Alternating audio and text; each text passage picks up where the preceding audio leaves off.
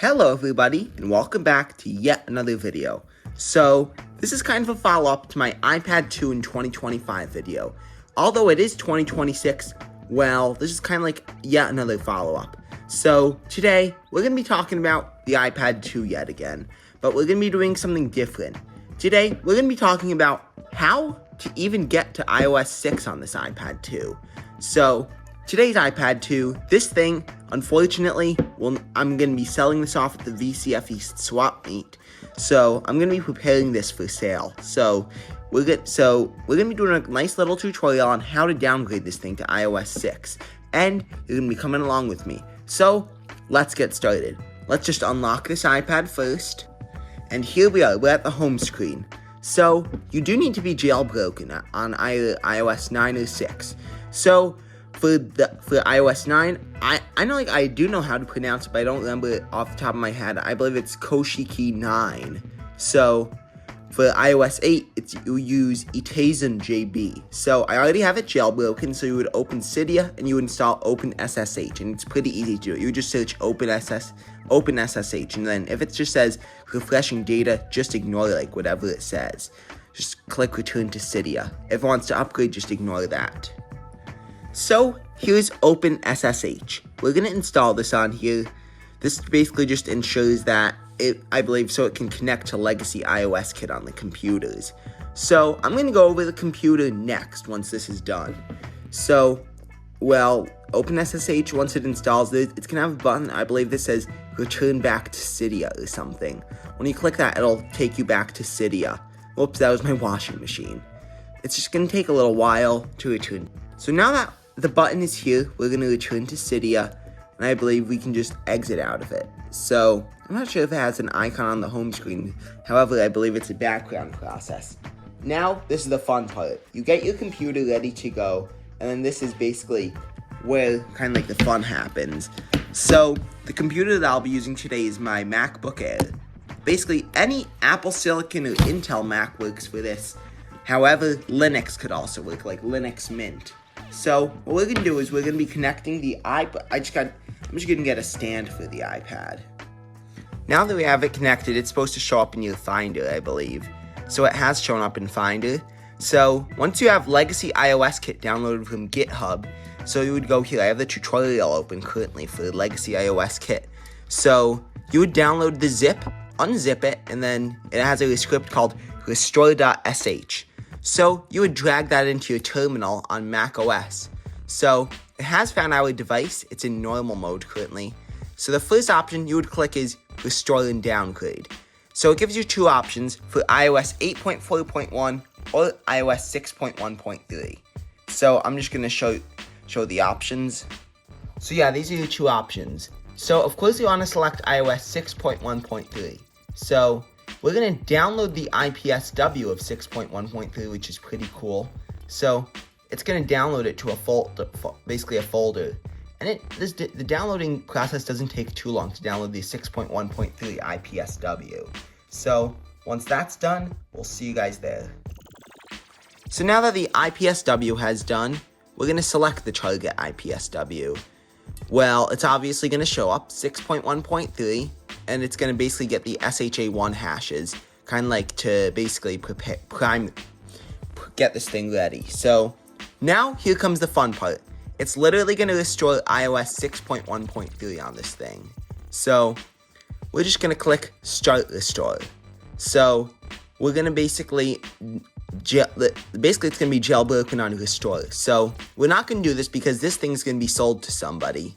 And I'm not sure if they would want it jailbroken or not, or if they just want this for nostalgia purposes, because if not, they could use PostXP to jailbreak it afterwards.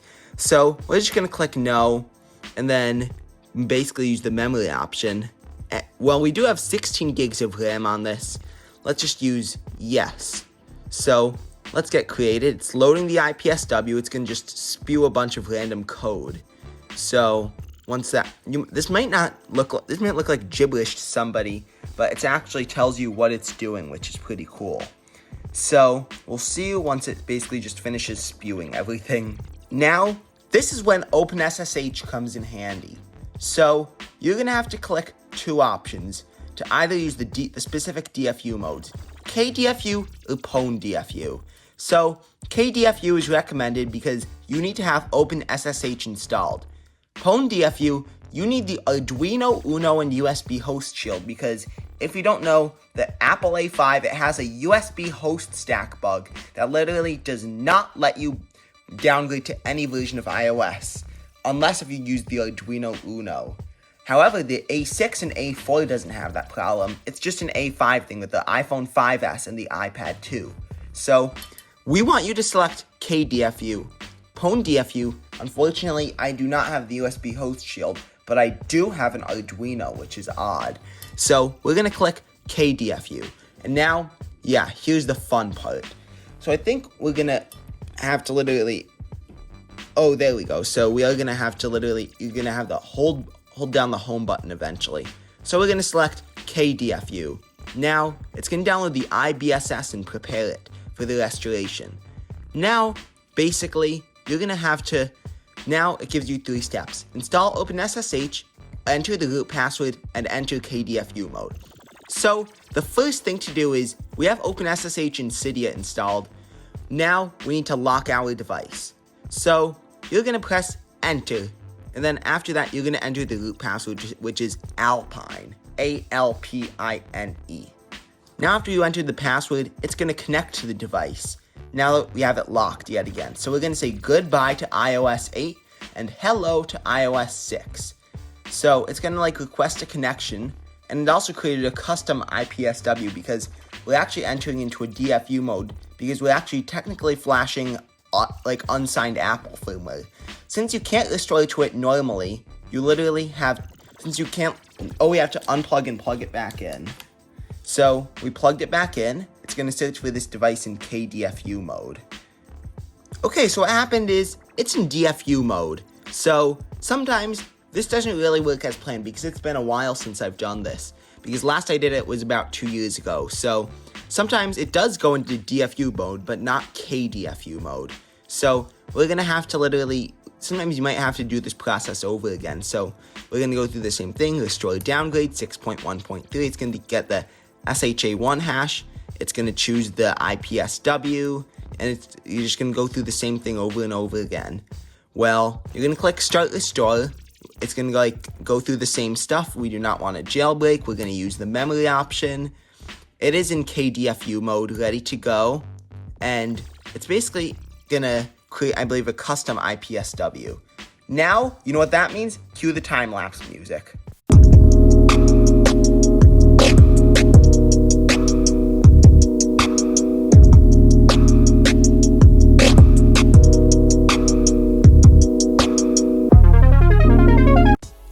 So finally, the restore is complete.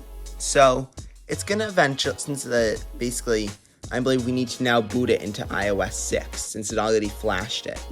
So you would just boot it up like a normal iOS device, and it'll even show the old Apple logo, like this. I'm sure we all remember that old Apple logo. So I'm just going to move this off to the side. Whoops. Well, it may be hard to see, but the Apple logo even still has a little slice in it. So it is going to show a second progress bar. So it's basically preparing kind of the 6.1.3 installation environment. So now since the second progress bar is done, we are going to boot into the iOS 6 setup and prepare for linen. Lots of it. I'm sure you remember that I'm going to crank up the sound to see if we can even hear that beautiful slide to unlock sound. Oh, unfortunately it didn't work. So we're just going to set language, get this thing ready to go. I'm sure you all remember this nostalgic iOS 6 setup. So we're just going to connect to Wi-Fi. Now it's going to activate because I know some people have had activation issues with iOS 6 devices, especially A5. However, we had some good however, this thing activated just fine. So we're just going to set it up as a brand new iPad, skip the step because I believe Apple ID unfortunately isn't working without a jailbreak on iOS 6, so we're just going to skip that. Terms and conditions, trust, I read everything, we're going to agree to that. Send diagnostics automatically.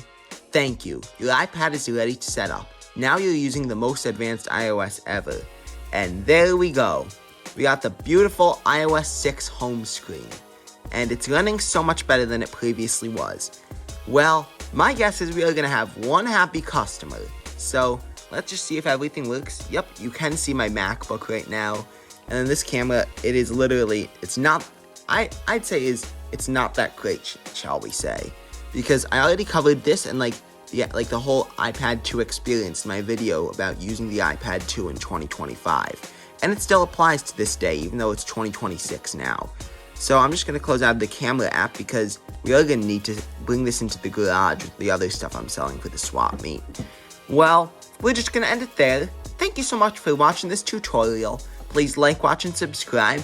I will see you guys in the next video. Bye, y'all. Oh, and did I mention? Yeah, we do have a bonus video out. It's about fixing an HP Pro Desk that will not boot. So, if you guys want to check that out, feel free to. I hope you enjoy that. Well, again, thank you so much for watching. Please like, watch, and subscribe. I'll see you guys in the next one. Bye, y'all.